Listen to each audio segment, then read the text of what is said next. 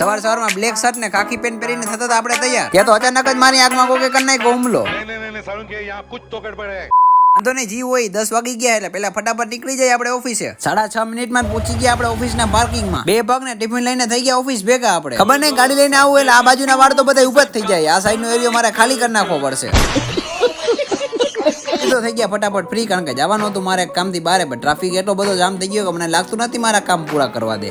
આખિરકાર રોજ પૂરું થયું કામ મારું. હસદે ચહેરા ਦਾ મતલબ એ નહીં ਹੁੰਦਾ કે ਉਹਨਾਂ ਨੂੰ કોઈ તકલીફ નહીં ਹੁੰਦੀ. એવો છે તો આવી ગયા સ્ટીમ ઢોકળા. મારા બાબુએ તો સ્પેશિયલ મારા માટે મોકલાવ્યા હતા સ્ટીમ ઢોકળા. ચટણી તો એટલી તીખી હતી કે તમે વાત જ ન પૂછો. આંખમાંથી કાનમાંથી નાકમાંથી બધે ધુવાણા નીકળી ગયા. હજી તો 2-3 ભાઈ ભેગા થયા ને મારે મોઢાની આગ બુજાવવા માટે બનાવ્યો પ્લાન. અમે સેકન્ડ પછી નારે નીકળીને અમે પહોંચી ગયા 10 સેકન્ડ વાઇફમાં. એન્ટ્રી કરી જ્યાં તો મને એવું લાગ્યું એકાદો હમણાં સિંહ કે દીપડો આમ જ આવી જવાનો હોય. ત્યાંથી થોડાક આગળ ગયા તો આવ્યો એક મોટો બ્રિજ, વગર પાણીનો વગર ટ્રાફિક વાળો. પ્રીમિયમ ટેબલ બુક કરાવીને કર્યા અમે 2 ગુલાના ઓર્ડર. એમાંય ગુલા મંગાવ્યા થઈ ગયો અમારા ઉપર મોટો સ્કેમ.